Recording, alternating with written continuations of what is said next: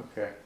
Uh, so Grandpa, what was your name and like what was like the inspiration behind it? Like why were you named the way you were named? Like, why was I named Lamar, right? Well, you know, somebody told me one time when I was a kid that my dad wanted me to be named after a county in Georgia, and and after my grandfather. My grandfather's name was James, and there is a Lamar County, and I've often wondered why would he want to name me after a county. I think that's because he was named after a county, because his name was Bartow, and there is a Bartow County, and there's a Lamar County in Georgia. So that's the only thing I know. Sort of similar to like my dad's name with Barto in his middle name, which is cool. I'm sorry, I didn't hear that. Like with my dad, his middle name is Barto, right? Yeah, James Bartow. Uh-huh. So I just named him after my dad. And how were your parents like? What were his parents like? My grandfather, you mean? Yes. To tell you the truth, I only remember one thing about my grandfather, because I was so young. And one time we were walking out to the edge of the yard, like through some trees and stuff. There's a little path that goes out to the next house. And I remember walking along, and he was holding my finger. Like instead of holding hands, he was holding my finger, and we were walking along. I just remember that, but that's about it. But it seems like one time I remember we were straightening nails. Like back in those days, you had to buy nails and to hammer something. So if you had some old lumber or everything that you were going to throw away, you'd take the nails out and save them. So you pull the nails out and you'd straighten them and save nails. I remember doing the nails, and that's the only really two things I remember. And I do remember my grandmother laying in bed. I don't remember ever doing anything with her. I think she may have been in bed the whole time, but I was old enough to remember. I'm not sure. How was like your mom and dad like? What were they like? Like back then, like when you were like born and everything. Okay, well, I don't know how to explain how somebody was like. Or well, do you have like any memories with them that like stood out to you? With my mom and dad, not together, because they separated when I was really young. I mean, like 4 months old or something like that. I just remember some early years with my father, and then I used to visit my mother on weekends occasionally. When I got older, I didn't visit her on weekends until I was old enough to catch a bus out of Livonia, Georgia, over to Anderson, South Carolina. And I'd catch a bus over there and spend weekends occasionally. And my dad just lived there on the farm, and that's where we lived. And how was it like growing up with your dad? Like I know, like you mentioned that like you predominantly lived with him and stuff like that. Yeah. Okay, well, it was mainly just the two of us. And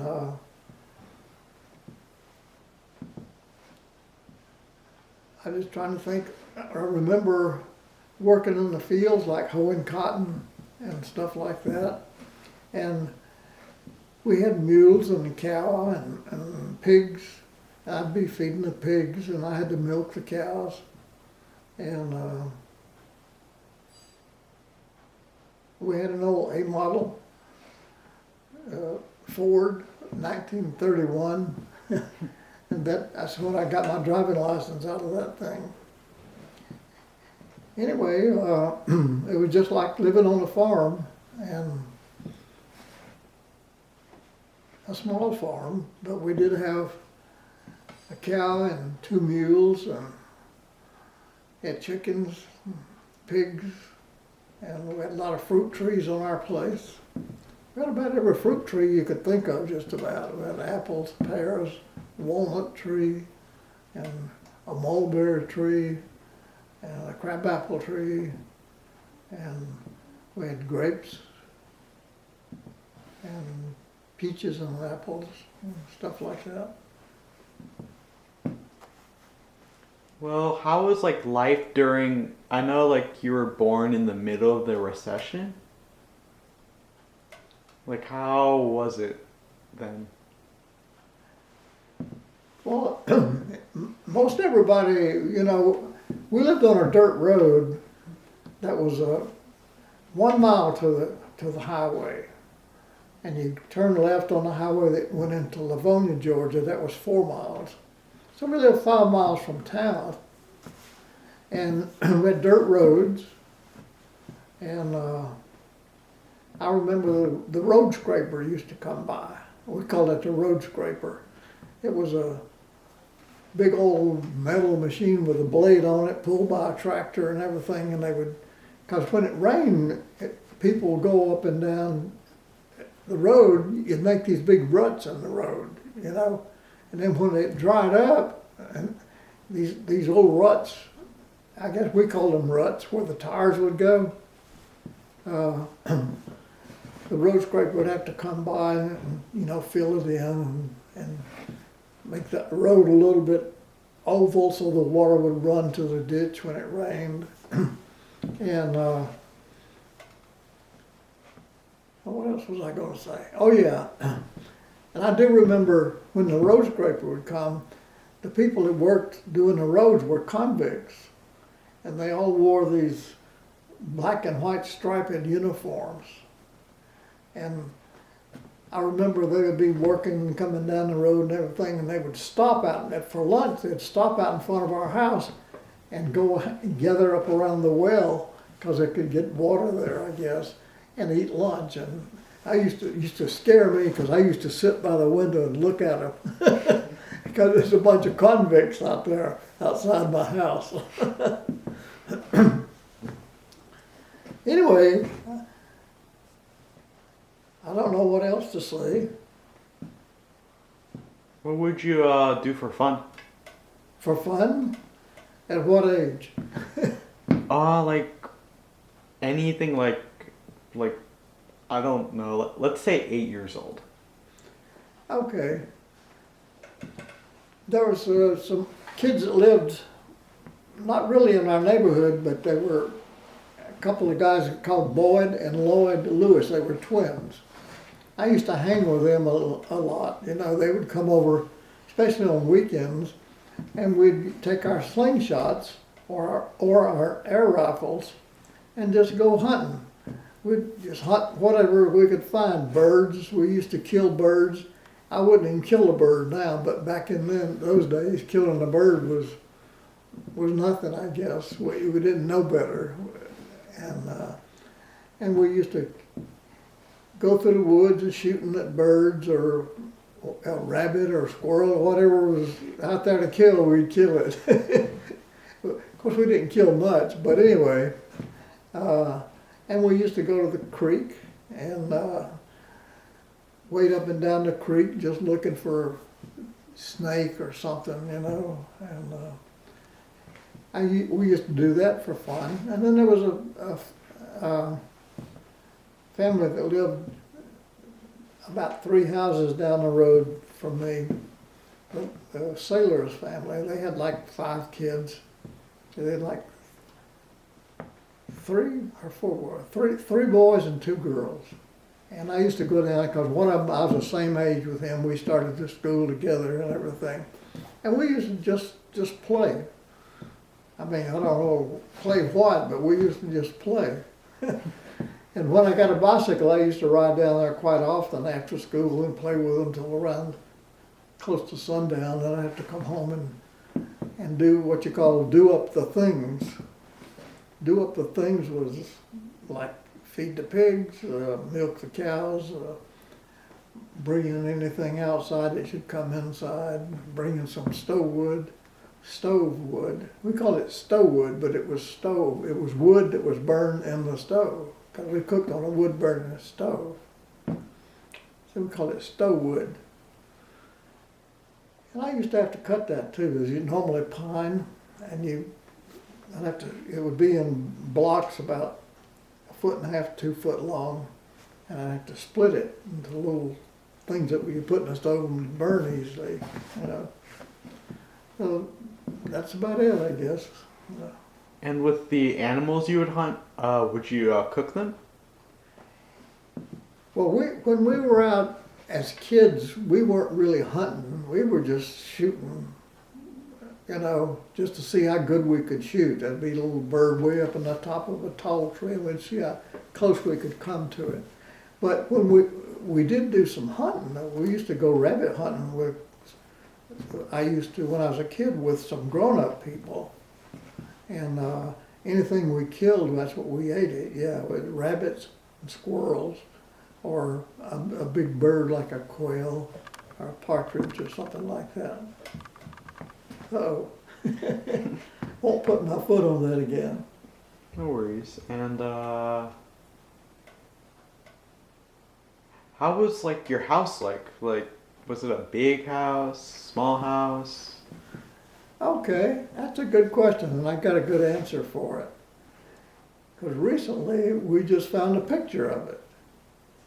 And I never realized that our house was as nice as it was.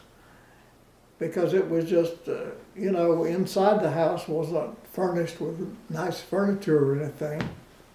But I remember one time at one of our class reunions, there was a girl I was talking to, we used to ride the bus together, and she said one time to me that, I used to think your house was the prettiest house. And I thought, really? Okay.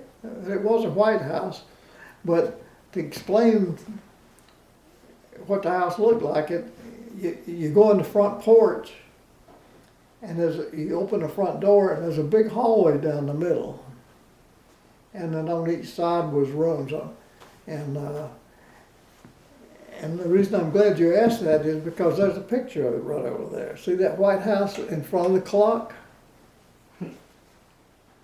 That's the picture of the house. And on the left side, do you see those 2 windows in front? That was a room off the porch. And you go in, that was my room when I was a teenager. That was my room. If you would turn to the right, you would go in to another room just like it, but it had a door that went on into the other room, which is like a living room with a fireplace. And you keep on going. The next room was a kitchen, and then you go out on the back porch.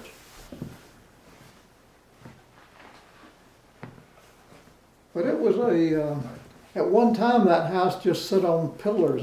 You can see now that it is underpinned with cement block all the way around. And the chimneys were made of brick, but now they've been plastered with concrete. And also the house had lightning rods. I don't know if you know what lightning rods are. All I remember is that Benjamin Franklin invented them. Yeah. And it's to like grab the lightning so it doesn't like, well, I guess strike the roof, I guess. Yeah, if it would strike the house, it would hit one of those lightning rods because it had a piece of metal that ran all the way from the rod to the ground, and it would just go to the ground instead of to the house. That's what the lightning rods did. But the thing is, they were pretty. They stuck up, and they about 5 feet or so, and they had like a glass ball in the middle, and then up further, and the ball about this big was colorful. But over a period of time, people couldn't resist shooting at those balls with a slingshot. They got all broken. And then the whole thing got to looking pretty ugly, so they were taken down. I don't remember them being taken down, but I know they're gone. They were gone. And for like your education, how was it like? Was it like a schoolhouse still, or back then, or when did it start becoming like a big? When did it start becoming like big schools? Okay. Well, the first school I went to was a school out in the country, and it was about a mile from where I lived, or maybe 3/4 of a mile, maybe not a total mile. And I remember we used to walk to school in the mornings, and we'd go down through our pasture where the cows and stuff grazing, mules during the day. We'd go through our pasture, cross a creek, and out to another road. Instead of going this way and that way, we used to cut this way, you know, and we'd go to this country school, and it was a big old brick building out there in the middle of the country, and that's where I went to the first grade. In the first grade, and I would have been 7 years old then, because I was told I didn't start to school till I was 7. And I remember that day because I cried most of the day. I don't know why I was crying, but I was crying. And I remember the school teacher whipped me with a switch, you know, to stop crying. Because if I wouldn't stop crying, she would beat me some more with a switch. And I'd keep on crying. She'd come and do it again. That was a pretty horrific day for me in school, my first day of school. But that school only lasted, you know, I don't even remember going to school after that day. Just the first day is all I remember of that school. Except I do remember hanging around. I don't remember being in classes and being taught stuff, but I remember hanging around an old brick pile outside, you know, during the recess and stuff. But that's all I remember about it. And I think the school must have closed at the end of that year because we moved to another school in Cannon, Georgia. Because our address was Route 2 Cannon, and it was about half the distance from our house was Cannon, and half the distance was to Livonia, Georgia. So we went to Cannon School for about 2 years, and we transferred to Livonia, Georgia, when I was in the 3rd grade. And it was a big old schoolhouse. Do you had have a high school and a grammar school together. And do you happen to remember like any students there, your teachers, any Yeah. of the schools you've attended? Yeah, I remember the principal of the grammar school was Miss Merritt. The math teacher was a lady called Sarah Stovall. And teacher that I remember teaching geography, and what else was Mrs. Gant, G-A-N-T. And there was another couple of teachers that were man and wife, and I can't remember their names. And that was when I was in the 3rd grade. Those were the teachers. And one of them was named Miss Barner. It's easier for me to remember some of the old stuff than it is some more recent things, you know. But I do remember those teachers. And mainly, when I graduated, our class was mainly the people that I was in when I was in the 3rd grade, because we went just about all the way through school together. There's a few additions and a few dropouts, I'm sure, but that's kind of basically what it was. I feel that. Like I have like in well, the schools I've gone to, like it's almost the same people. Like I've been to school with them for like almost 10 years. 12 years. That's crazy. It's kind of the same today as it was back then. Yeah. Like yeah, it's different, like especially if you've lived in the same place like for the longest time. Like I've always lived in Dunwoody. Yeah. And Well, most people didn't move around a whole lot back in those days. Like we lived, that was the house I was born in, and that's where I lived when I graduated from high school. And what did you want to be when you grew up back then? The only thing that I remember that I wanted to be, I remember more of what I didn't want to be than what I wanted to be. I didn't have a particular profession in mind. I just wanted to be successful. And I don't know, it's like, as I grew up, there were some people that were like drunkards. We call them drunkards. They used to be drunk a lot. And then there were people who had a nice car and, owned a business or, made a pretty good living. And I classified those people as successful people. And I just wanted to be successful. That's kind of stupid, but that's what I wanted to be, is successful. Even though you didn't really get to see them that much, how was like your relationship with your siblings? Okay. Well, when I was real little, I had 3 sisters and me. There were all my siblings. It was Hazel, Peggy, and Mary. And I think you may have known Hazel, right? Yeah, I met her. Did you ever meet Peggy and Mary? I think so, but I might have been really young. Yeah.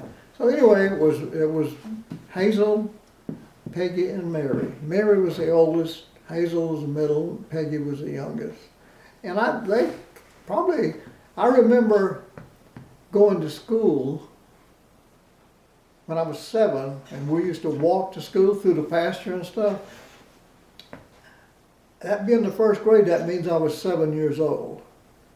I kind of put that together just recently in my mind. That, how old was I when this happened or that happened? But anyway, they lived on the farm with me during at least until I was 7 years old.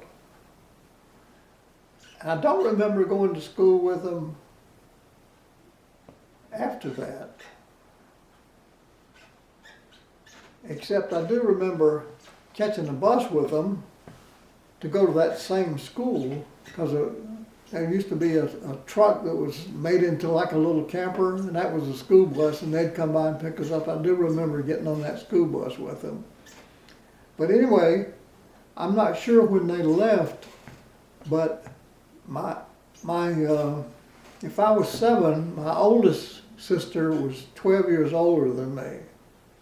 So that means that'd be 12 plus 7, that'd be like 19 years old.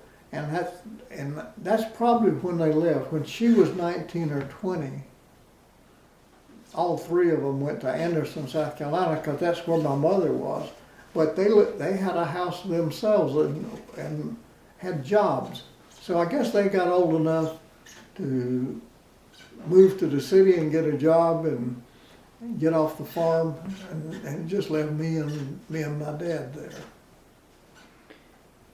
When you were on the farm, did you guys have radio? A radio? I remember the first radio we got. And my oldest sister, Mary, had bought a radio. And it was a little wooden box Philco radio. And we listened to that thing like crazy, man. That's the only source to the outside world, I guess, that we had, was that radio. What would you listen to What would you listen to on that radio? There was a radio station in Cincinnati, Ohio called WCKY, and they played country music. And they had a pretty strong station, and we could pick it up. But the funny thing is, we could pick it up at night. And the reason we could pick it up at night is around 6 or 7 o'clock, sometime in there, they were allowed to boost their power, radiation power, from a level to another level. And I think that's because a lot of the local radio stations around them, if they had their station broadcasting at a higher power level, it would sort of interfere with the little stations around the town, around Cincinnati. So we could pick up stations far away at night, But we used to always listen to WCKY, a music station, and we used to listen to some. We used to listen to some stories. Like there was shows that came on, like it would be like a 30-minute show, and it was like a 30-minute show on TV. Only you could just hear their voices as acting it out. You know. One of them was Henry Aldridge. That was the name of the show. Another show was called Amos and Andy. And I can't remember any others, but that's two of them. It's crazy how that's come full circle with like audiobooks. That's basically that. Like you're listening to a story. Uh-huh, uh-huh. And back then, would you ever go to like the cinema or anything like that? Yeah. There was a movie uptown and in Livonia. And every month when the mail would run, they'd bring a schedule of what movies were playing, what days, and how many days this movie would be on. You know, Monday, Tuesday, and Wednesday, and another one Wednesday, Thursday, and Friday, and Saturday there'd be another one. Usually the Saturday movie was a Western, and it would say what movie stars played in it, like, you know, this movie with Alan Ladd or with John Wayne or Betty Grable, some of those older actors and actresses. And occasionally we'd get to go to a movie. Back then, did you see, I would imagine, The Wizard of Oz and possibly Frankenstein? I don't know when they were released. Definitely saw Frankenstein and also The Wolfman. And we even saw a movie called Frankenstein Meets the Wolfman.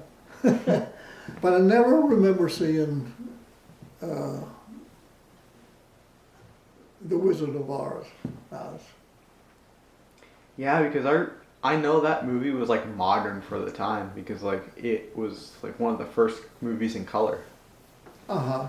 It could have been, because I remember when Technicolor came out, because all the movies were black and white, but then color started, and they called it Technicolor. And they would always add, if a movie was in Technicolor, they would say in Technicolor, you know.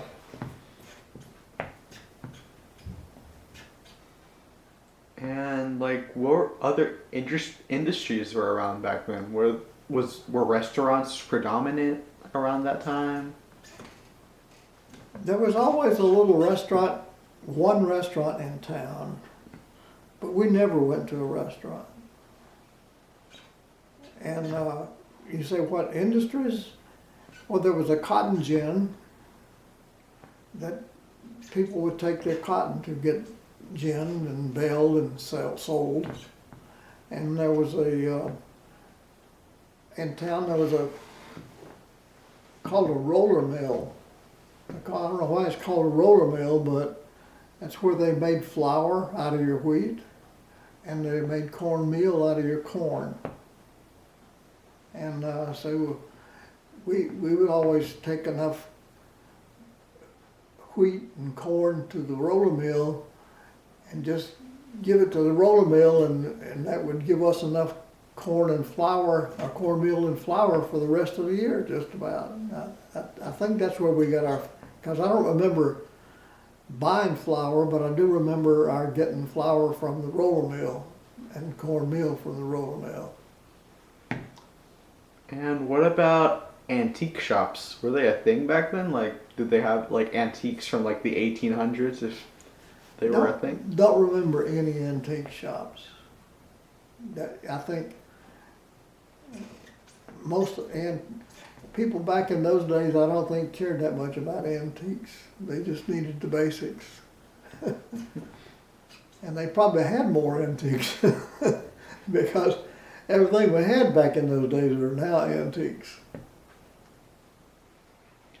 And like to switch the topic a little bit, like What was like the first girl you liked? Like, was it like back then when you were like younger in school or something like that? Well, it was in school, in high school. I think I started dating in about my junior and senior year. And I remember some of the girls I dated, you know, I liked them. And we'd go out and get a hamburger together or maybe go to a movie, stuff like that. Mainly park, because no one had much money back in those days, so you didn't do a whole lot of stuff that cost money. It didn't cost money to go park somewhere and neck for a little while. I keep putting my foot in wiggling that thing around. I hope I don't have it messed up. No worries. It'll be a little shaky, but it won't be bad. Oh, okay.